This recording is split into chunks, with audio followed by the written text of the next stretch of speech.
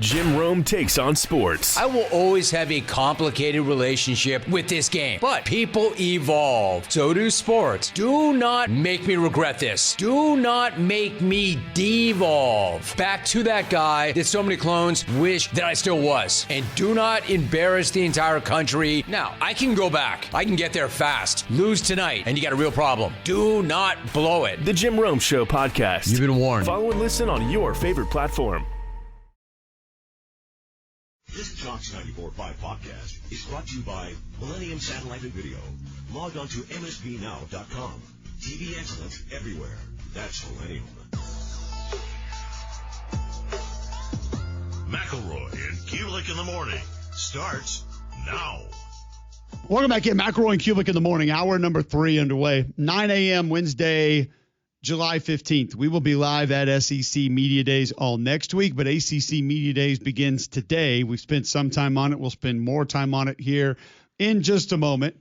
You can listen online, jocksfm.com. Find us on YouTube. Search Jocks945 or tell your home smart speaker to enable the Jock skill. Before we get to Bill Embody, Greg, tell our listeners about Bromberg's. Bromberg's have been my go-to in the community for a really long time. They've been serving this community for a really long time. If you're looking for precious jewelry, natural diamond jewelry, you can find it at Bromberg's. It's beautiful. And that diamond is really cool, man. I mean, just the story of how it was built, how it was made, deep beneath the Earth's surface, 100 miles deep, 3 billion years ago, and it ends up on your finger. I mean, that is something that's precious. And it also helps the livelihood of 10 million people worldwide. Saves millions of animals from extinction, protects nearly 3 times the amount of land it uses for diamond recovery. From Canada to Africa to Australia, the impact of your natural diamond is profound. So to discover the latest natural diamond jewelry, visit Bromberg's in Mountain Brook or at the Summit, or you can go online at brombergs.com. Bill Embody joining us on the Higginbotham Hotline now, covers SMU for the On3 Sports Network. What'd you take away from Commissioner Jim Phillips, first and foremost, there at ACC Media Days? I know he alluded to a new tiebreaker scenario, but any other big takeaways that we need to know here on the show? Yeah, a little parting shot on the SEC Big Ten, dangling the idea of breaking away from the NCAA and this whole apparatus that we currently have underway with the CSC as well. Saying, to me, self-governance, those types of threats are no governance. So it was a little bit of a shot, but generally speaking, he was pretty confident in the league's future, with their revenue growth, with some of the partnerships that they have, the viewership, expanding to Friday nights a little bit more, and building all the way up to that ACC championship game, moving to noon on that championship Saturday was a nice move for them. It might allow for a little bit better weather as a whole, but I think the big thing is their stance on the playoff, continuing to push that forward towards an expansion that allows for greater access, for all of college football, to have that equal access is the big talking point that a lot of ACC coaches have taken since ACC spring meetings back in May. So that's a big issue that faces this league and all these leagues, is figuring out how to make that work for everybody so that we have this playoff, whatever it looks like, be a little bit more equitable in a sense, but also still be the exciting product that it needs to be for revenues to go up and all of those things. Well, when talking about self-governments and no governance and all this other stuff, it makes sense to me. I get it.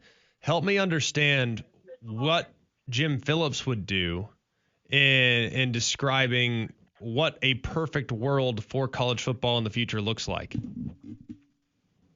I think the big thing for Jim Phillips is a little bit more of those true guardrails. The tampering, cutting down on that, having clear-cut eligibility rules, not necessarily limiting athlete revenue and things that they can earn on their name, image, and likeness, but also making sure that they're protected, that athletes are not being taken advantage of by some outrageous agency fees and things of that nature.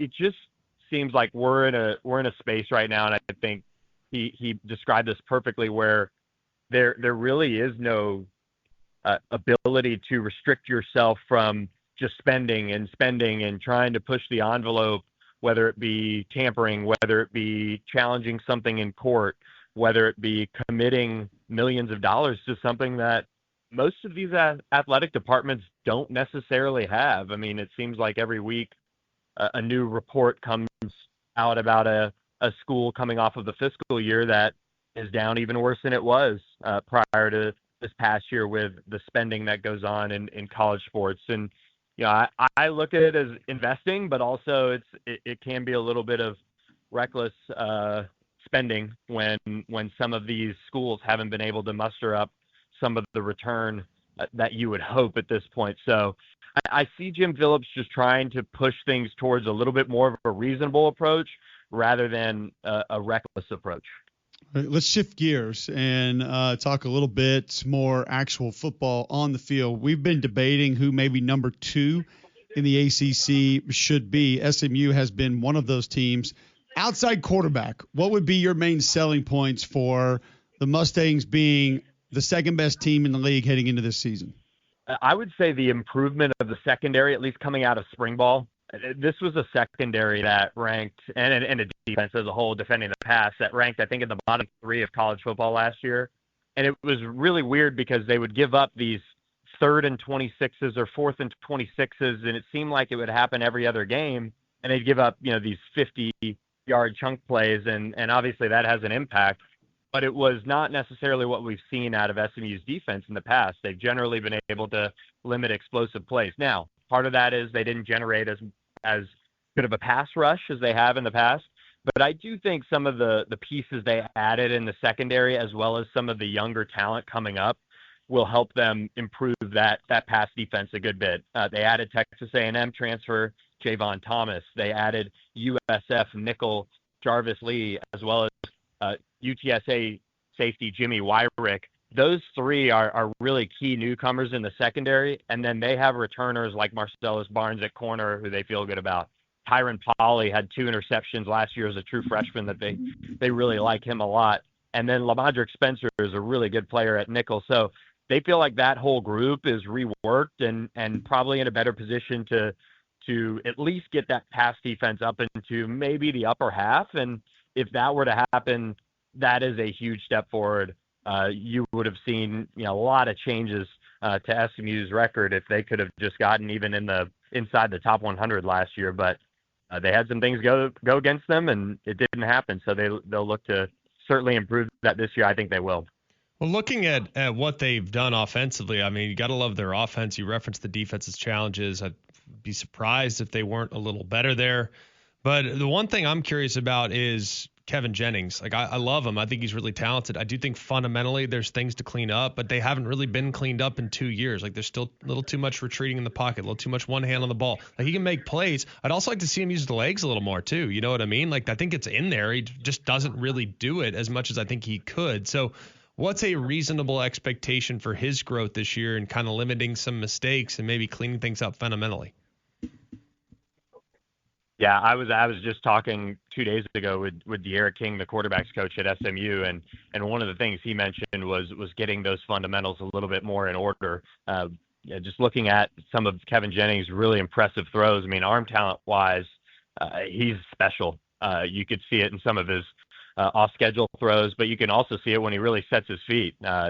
One thing last year, he was hampered by an ankle injury that just was around all year, and if it got hit at any point, it was a pretty much a deep bruise from what I understand, that just you can't shake it unless you would sit him down for a game or two at least. So they feel like he's going to be able to run the ball a lot more this year. He ran for 350 yards back in 2024. Last year, he got hurt in that week 2 game against Baylor, just 50 or so yards on the ground last year. So that ankle being healthy, ready to go is a big piece. The fundamentals is really important. They've worked a lot at it. They feel like having an improved running game will help him. They have Kendrick Raphael coming in from Cal. So putting all those pieces around him and some of the things like health, I think him having to be more of a pocket passer last year did help him, but he still has that escapability that he was missing last year that we saw in 2024 a lot. So him having his whole package and all the experiences that he's gone through now in 2 years, this is that year that they feel like he's going to put it all together and really show everybody what his talent can do when it's on and clicking on all cylinders.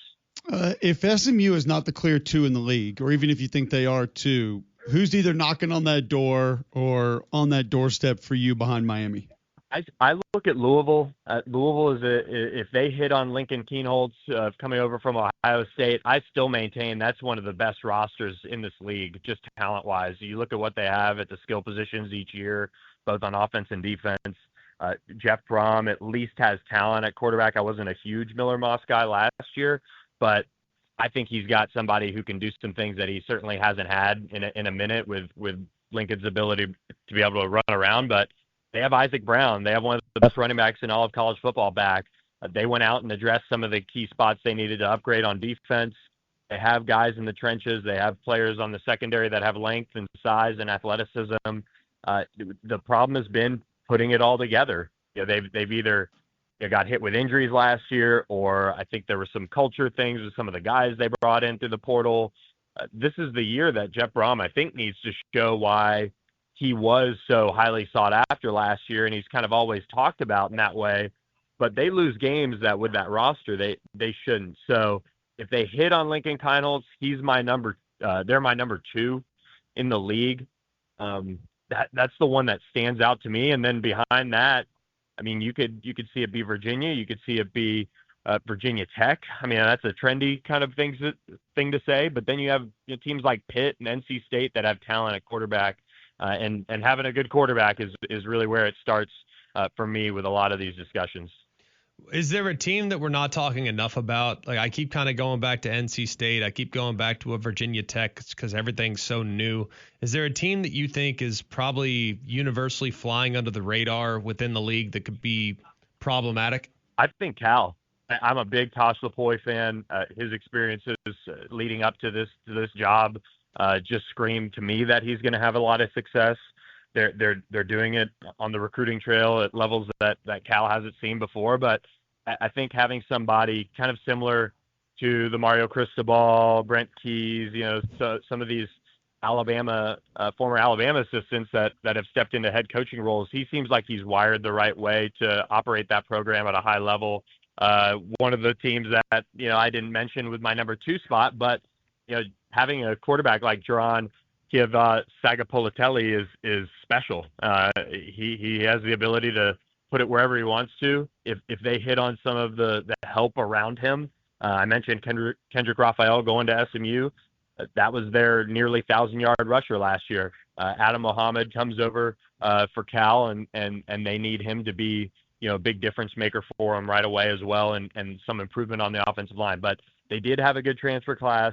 There's a lot of positivity around what they're going to do, but I think because they're out on the West Coast, people don't necessarily talk about them enough. But it seems like they're all rowing in the right direction over there at Cal. So that would be a sleeper in a sense for the greater ACC championship picture.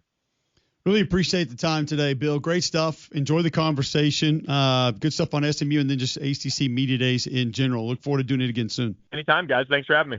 There you go. Bill Embody joining us on the Higginbotham Hotline, covers SMU for the On3 Sports Network at ACC Media Days. We'll be at SEC Media Days next week live doing the show.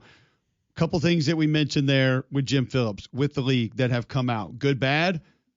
That shot that he took, what do we make of that towards the Big Ten, towards the SEC? We discuss it next on Jocks. Don't leave Jocks back at the house. Download the Jocks 94.5 app and take us anywhere, in the car, at work, or at the game. Live audio, video, and podcasts on your schedule. The Jocks 94.5 app, wherever you may be.